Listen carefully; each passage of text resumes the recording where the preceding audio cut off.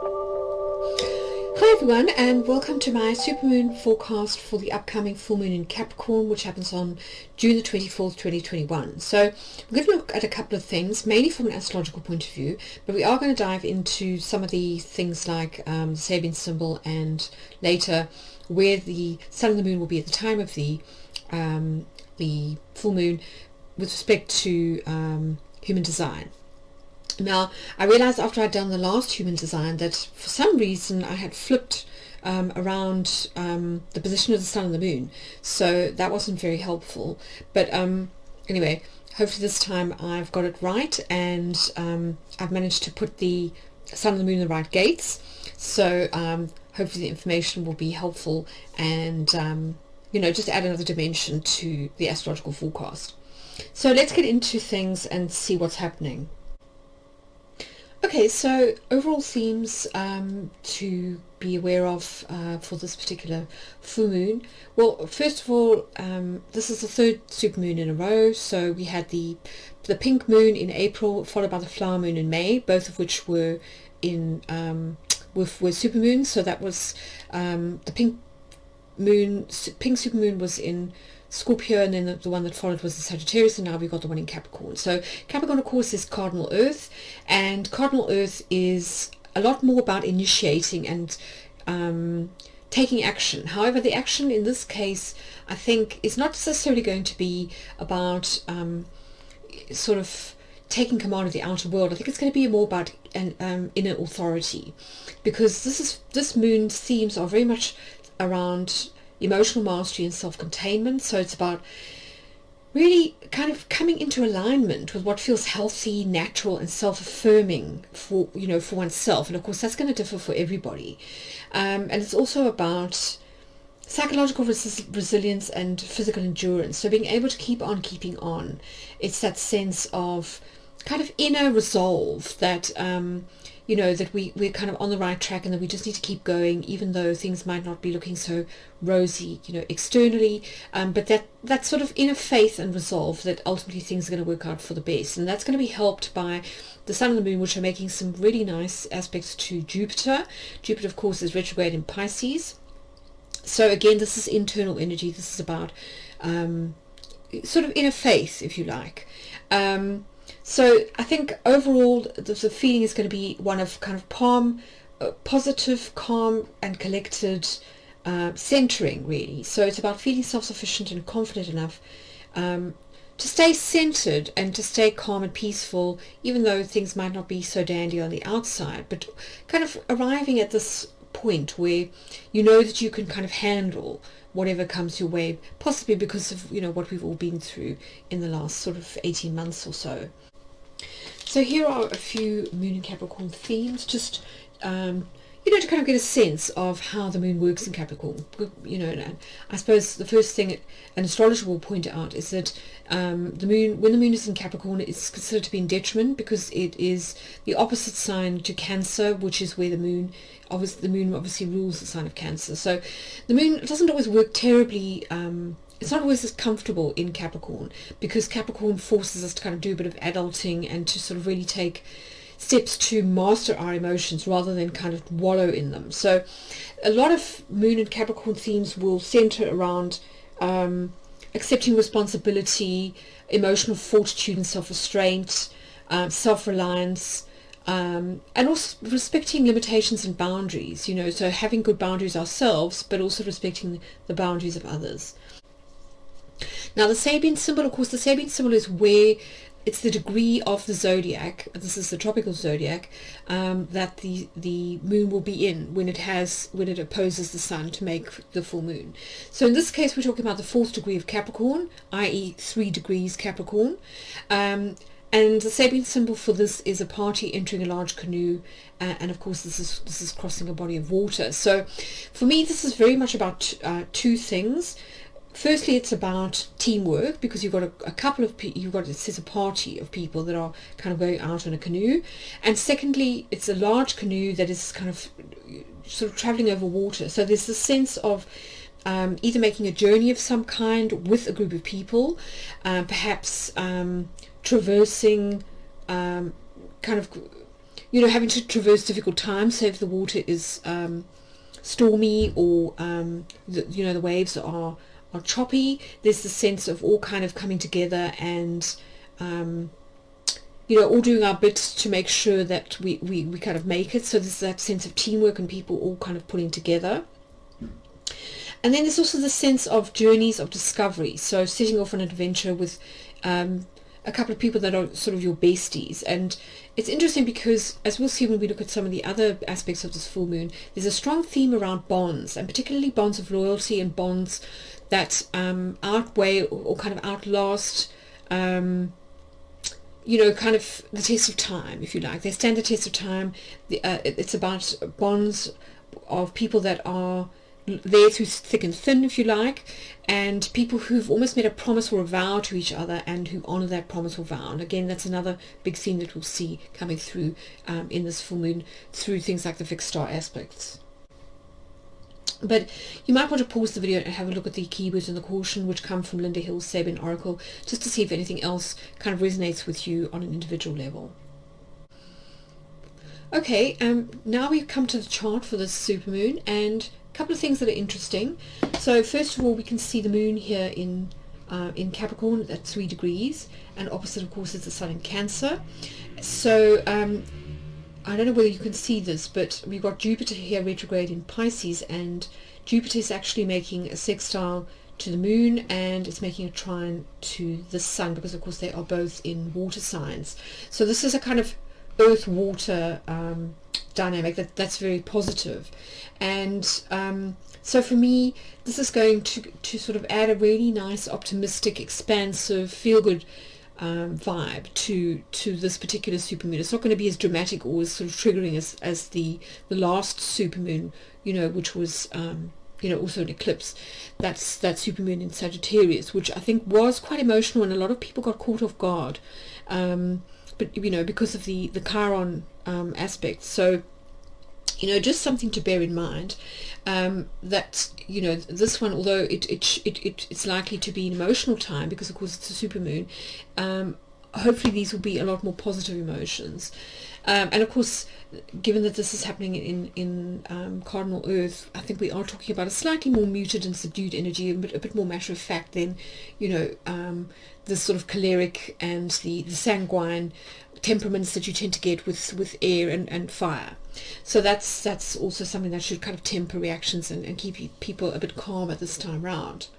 But, you know, having said that, Saturn is also approaching a sextile to, or it's just separating from a sextile to Chiron at the time of this particular full moon. So another healing aspect, and I think really nice one to have after some of the difficult aspects that we had at the new moon solar eclipse in Gemini a couple of weeks ago.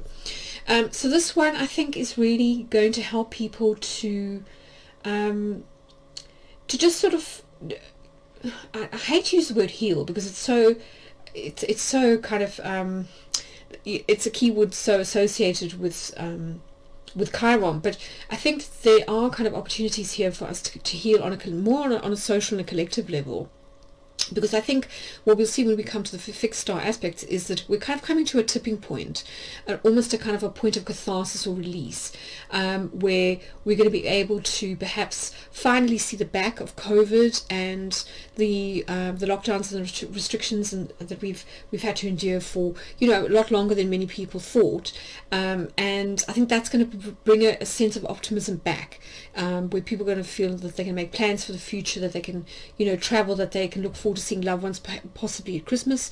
And so I think that's really going to show up in this Saturn Chiron sextile.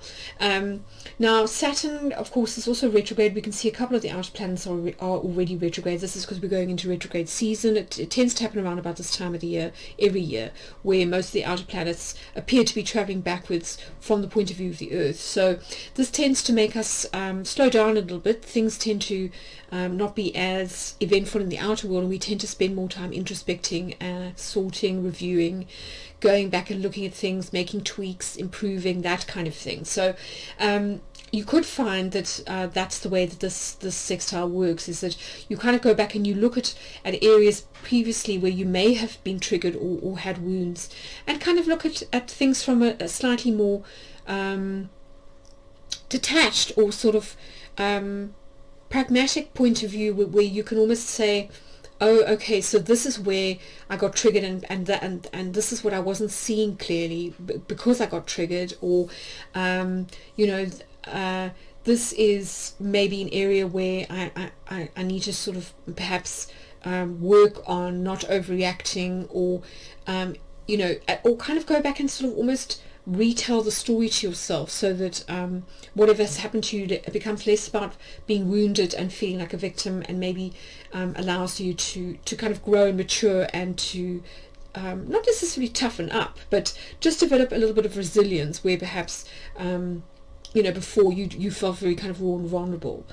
Because this is an important transit. Saturn does rule the sign of Capricorn, so it is kind of implicated in this supermoon, even though it isn't making a direct aspect to either the sun or the moon. You can see the only aspects that they are making are to Jupiter. And of course, it's worth saying that Jupiter is newly retrograde in Pisces. It retrograded, I think, around about the 14th of May, and it will stay in Pisces until around about the end of July. So it's slowly making its way back over the degrees that it's kind of covered since the 14th of May. So it could also be that you start to revisit some things that have occurred since the 14th of May. I'm thinking here particularly of Bitcoin, because it happened to be quite seminal for Bitcoin. I'm thinking here about inflation, for example. Jupiter is the planet of inflation. The fact that it's now going backwards, almost sort of regressing to a starting point that it went back to in May. It could be important for things like inflation. So just something to be aware of. But I think for most of us, this is about where we get our sense of meaning, and also our kind of beliefs, and how we expand in the world.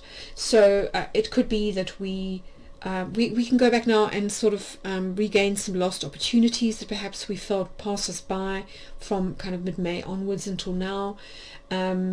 So all that kind of water in the bridge, under the bridge, almost sort of rolling it back, if you like.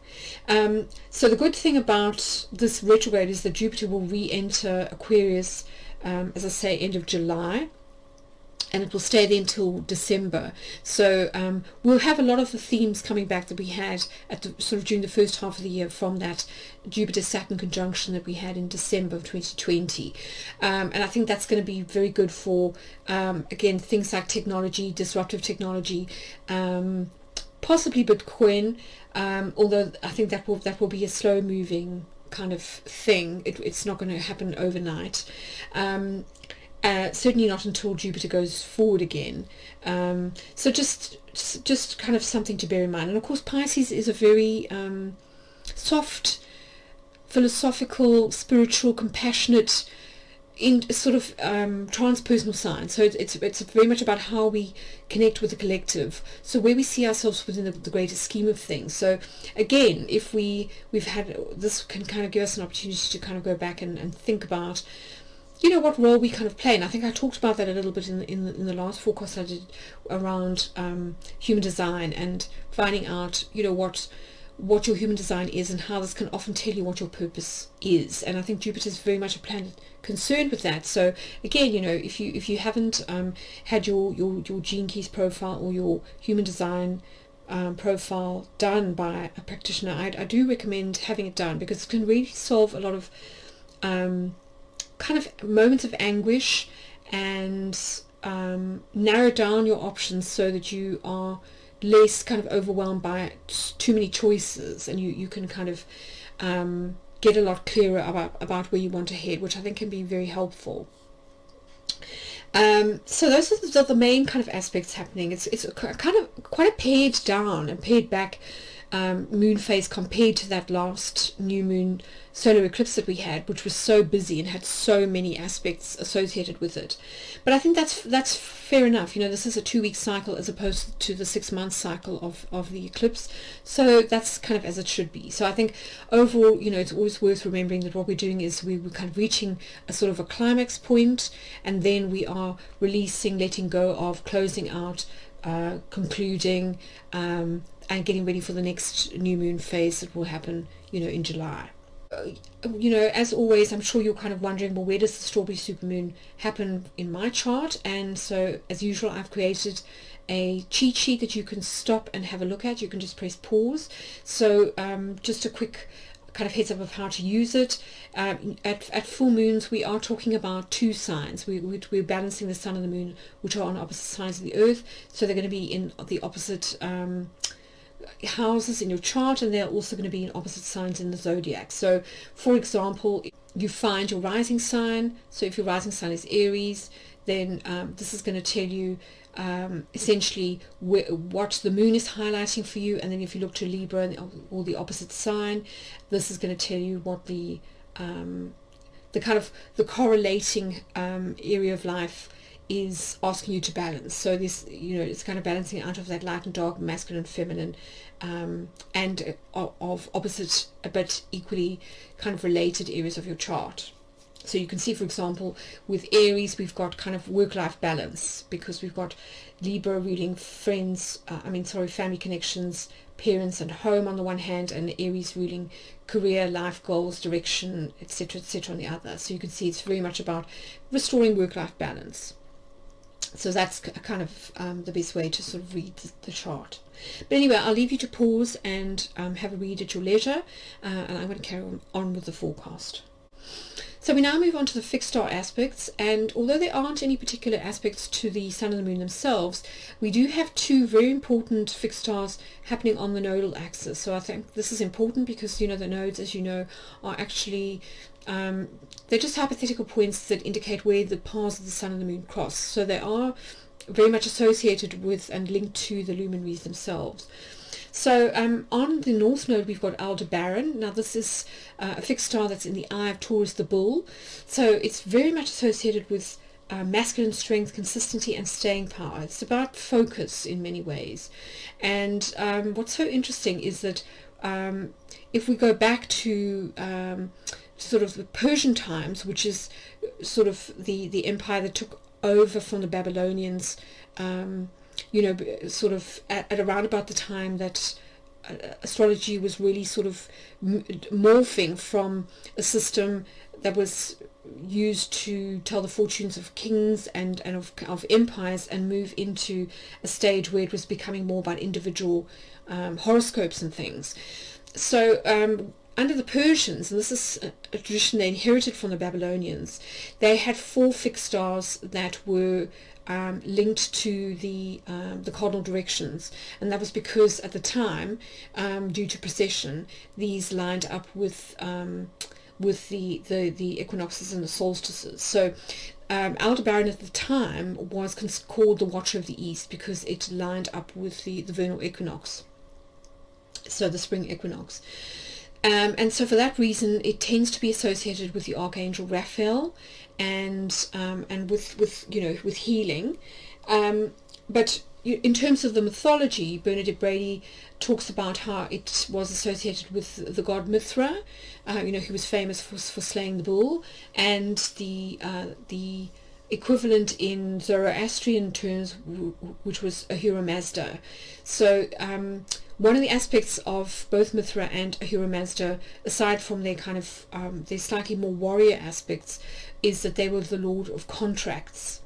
So this kind of ties into what I was saying about how this particular full moon has a strong emphasis around things like honor, keeping vows, keeping promises, making or breaking promises, and therefore about principles and kind of ethical integrity. So paired with the North Node, which is very much about what we're kind of learning, our soul lessons, our kind of karmic, the sort of karmic lessons that are coming in, is that it kind of asks us to embody an idea, an archetype or a myth, and to sort of to almost to walk your talk, to kind of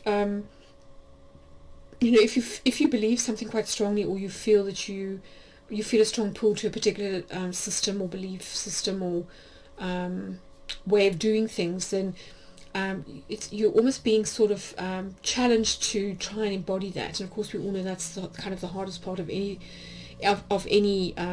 philosophy, is to actually live it. So that's what's kind of coming in. And then what's leaving is represented by an Antares, which is conjunct the south node. So Antares is the star that is considered to be the heart of the Scorpion. So this forms part of the opposite zodiac sign of Scorpio. So we've got Taurus with Aldebaran, and we've got Antares with Scorpio.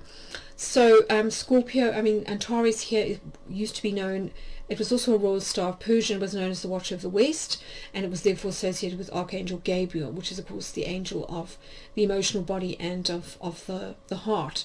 So we've got on one hand the sort of the Archangel of magic and of healing on one hand, and we've got the Archangel Gabriel, the angel of emotions on the other, of water. So it's interesting because, again, if we go back in the mythology, one of the figures that this star is associated with is the figure of Seth or Set in Egyptian mythology. Now Set was the sort of fiery, chaotic and destructive male principle. He was the kind of counterpart to Osiris, and in much the same way as as we have in other sort of cosmologies and traditions, where you kind of have the hero and the anti-hero. So what's interesting about the Egyptian tradition, which I really like, is that they didn't see Set as being evil or kind of bad. They just saw him as sort of embodying, almost in the same way that we talk about this idea of the North Node, of embodying an idea, symbol, or an archetype, that he was almost the kind of archetype of the destructive male principle, which is needed to kind of bring about catharsis, so an end to something, that sort of cleansing fire or cleansing sort of flood, that kind of washes away the sort of ruins after an earthquake, or that leads to a sort of purging from the body after a healing crisis. And this is what allows this sort of death rebirth cycle to continue. So they didn't see Set as necessarily negative, and I think that's a good way to see this pair. Is you can't have the sort of North Node without the South Node, and you can't have Aldebaran without Antares, if we're talking about these polarities or these dualities. So I think it's kind of saying that perhaps in order to maybe keep a promise, you may have to sort of like give something else up, or in order to embody an ideal or a tradition, or become the ambassador of a particular ideology or whatever it is, it might mean having to kind of accept that this may have consequences that may mean that you move away from other things, or that other things have to go in your life in order for you to really sort of be able to do this. And of course that doesn't necessarily have to be negative. It could be a bad habit that you let go of, or it could be an outdated belief system that you're releasing. But I think what's very interesting about this particular combination is that Bernadette Brady sees it as being often about cultural tipping points. So it's that kind of in chaos theory we have the kind of butterfly flapping its wings in China and setting off a storm in New York. So it's this idea of we can't always predict every consequence of our action, and that just means that we have to learn to live with uncertainty to a larger degree. So I think what it's saying is that perhaps in order to move forward, in order to progress as a species, or on the planet, it may be that we need to let go of maybe a few things that we've reached a cultural tipping point about, such as internal combustion engine cars, hydrocarbon fuels, all of that kind of thing, which almost was sort of not taboo to talk about, prior to COVID, but it was almost inconceivable. It was almost inconceivable that we could make that shift. So it's very interesting that we find ourselves where we find ourselves, and I think this is one of the silver linings of those aspects of Jupiter, is that we'll start to see the kind of meaning and the reasoning behind why a lot of the difficult things that we've been through in the last 18 months had to kind of happen. So now we come to the human design section of the forecast, and what I really want to do here is just look at how the astrology combines with the human design. So this really just allows us to take the above, to take the kind of cosmic and ground it in the 3D through the planetary alignments and activations that the planets make within certain gates in the human body graph. So as we can see here, the moon will be in what's known as gate 10. Now this is hexagram 10 in the I Ching, which of course is called treading or mating with a tiger. So this is really all about empowerment, and it's about kind of aspiration. So it's about adopting an attitude of self-respect and self-love that eventually will enable you to kind of triumph against all the challenges of life and the twists of fate. So it's really about that desire to kind of to move forwards in life and to move upwards in life, and in a lot of ways this, certainly in I Ching anyway, is about being centered and correct. So it's about adopting all the kind of qualities of the ideal, what they call the ideal realizing person, who is somebody who is wise but humble, who is moderate in everything that they do.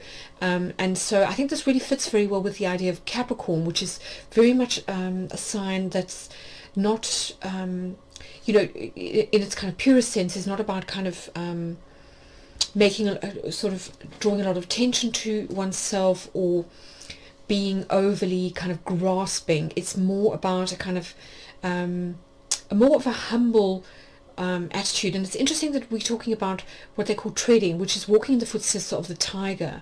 Now in the I Ching, in hexagram 10, the tiger is considered to be a formidable kind of fire spirit, if you like, something that is kind of magnificent and a great being. That's what they often refer to in the I Ching. I'm just trying to find the right page in Karsh's book, because he explains these things so nicely. So he talks about this is about being the accumulated power of the small, which in other words, it's the gradual lessons and the power and the confidence that we develop as human beings over time that allows us to fulfill our potential, so to become great. That's what they sort of would call it in the in the I Ching. So it's very much associated with first of all an accumulation of almost virtue is how they would put it within the context of the I Ching.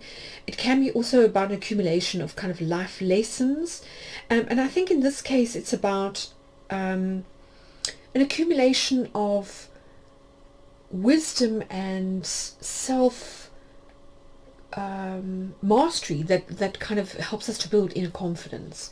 So it's a lot to do with feeling capable and quietly confident and really kind of comfortable in your own skin, so that you come to know that you're kind of worthy of a place in the world and that you are 100% completely unique, and in that sense you have something to contribute, even if it's just being yourself. And it's interesting because hexagram 10 is a lot about being natural or being yourself, so it kind of implies almost kind of coming into your own or hitting your stride, if you like. And once you kind of do that, you almost kind of come into alignment with your highest potential or your kind of higher self, the part of your soul that remains kind of undescended, so that you become either a role model, or if you don't have the will center activated and you aren't necessarily meant to become a kind of public figure, becoming a role model amongst your nearest and dearest, amongst people that kind of know you, your friends,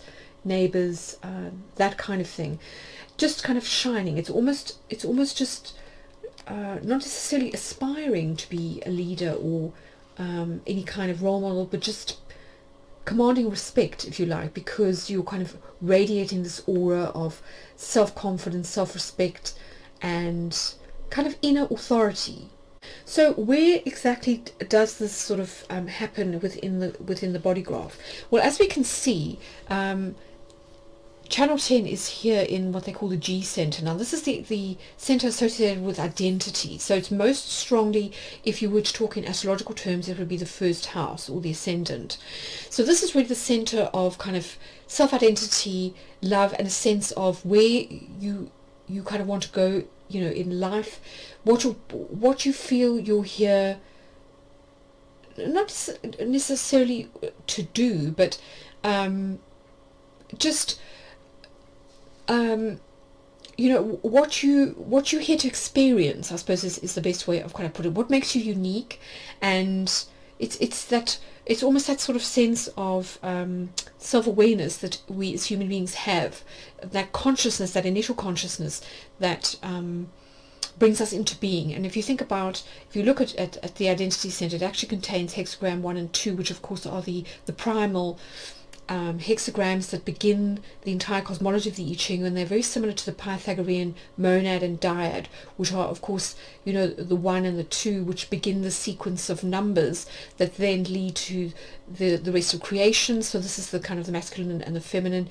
in their most archetypal form, their most primal form, which then leads to the creation of all life. So this is the center really of self-awareness and identity, and it's interesting because it connects to several other channels. So you can see that it goes down here to gate 34, which is located in the sacral center, and it also connects up to gate 20 in the throat center, and then down to gate 57 in the spleen. So these are all kind of centers that are associated with power, in some way. So but essentially Gene Key 10, if we look at this from the point of view of Richard Rudd's Gene Key system, which is very similar to human design, but it's slightly kind of more poetic and sort of looser. So this is really about a journey of kind of moving from self-consciousness, if you like, being sort of very overly concerned with self, and with how we behave. So it can kind of cause us to be overly self-aware or self-conscious in social situations or other situations, but so moving gradually towards that kind of a naturalness that allows us to really come into our own, to find our own kind of natural style and rhythm, and then act from a place of much more flow and authenticity, if you like.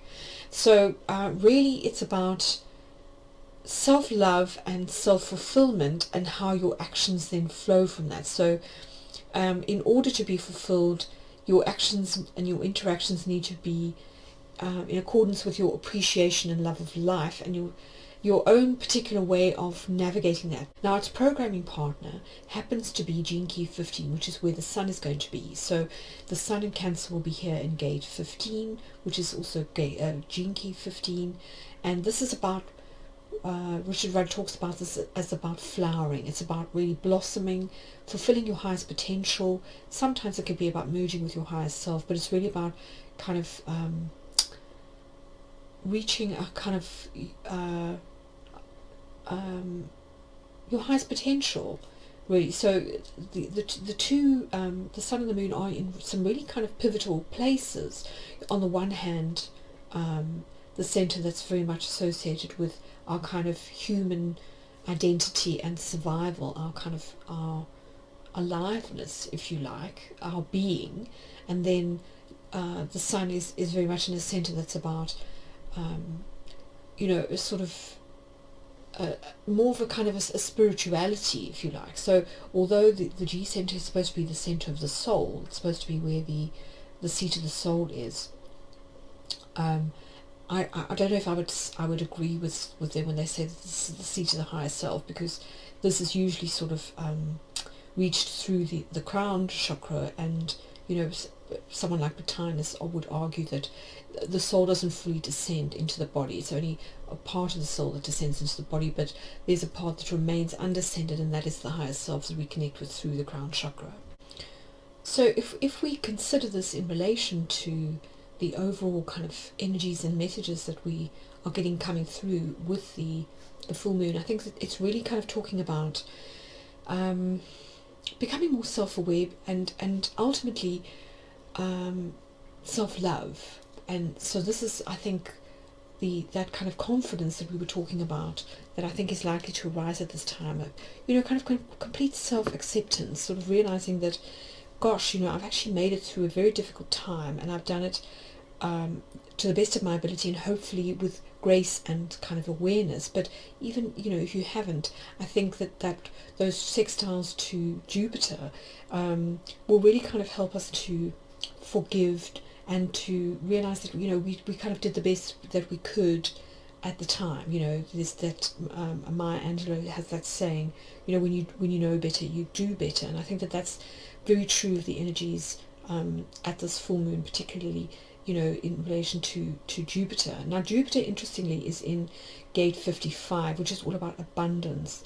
So I think that there's potentially, thanks to those sextiles, a real sense of kind of inner fullness, of inner expansion, a kind of generosity of spirit that's likely to arise, that's likely to sort of well up within us as we kind of click into place and kind of realize, that ultimately we're okay, things are going to be okay, and that life is going to sort of move forward. I think we're really kind of coming to a point of optimism where we are kind of leaving all the major difficulties and limitations of COVID restrictions behind, and moving into things kind of reopening again and life kind of continuing. And I think that that sense of optimism is going to be echoed, in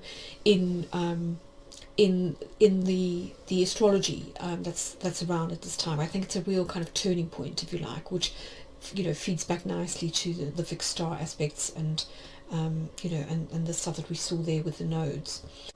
So that's kind of it for me. I didn't want to make this too long. If you are interested in getting more extended forecasts and in-depth horoscopes and things, I do offer my member subscribers free monthly horoscopes, as well as 6 monthly video eclipse horoscopes, and I do extended lunar phase forecasts, every twice a month. So if you're interested in signing up for that, which is absolutely free, then do go to astrologysphere.com/subscribe and just sign up. But again, I'll just sort of reiterate that due to all the kind of scamming and spamming and that kind of thing, I just ask you to please be honest and use your real name and surname and email address. I don't sell your identity or your details onto anybody else, but I just would like people to kind of come in the spirit of kind of authenticity and genuine connection, because that's the kind of community that I'm trying to build. So if you feel that you're up for that, then please do come along and sign up. But anyway, I'm wishing you all the very best for the upcoming 2 weeks. I hope that this has been helpful. And if you've enjoyed this video, I would really appreciate it if you hit that like button. And if you want to receive notifications when I next post a video, then by all means press the red subscribe button. And I look forward to seeing you again soon.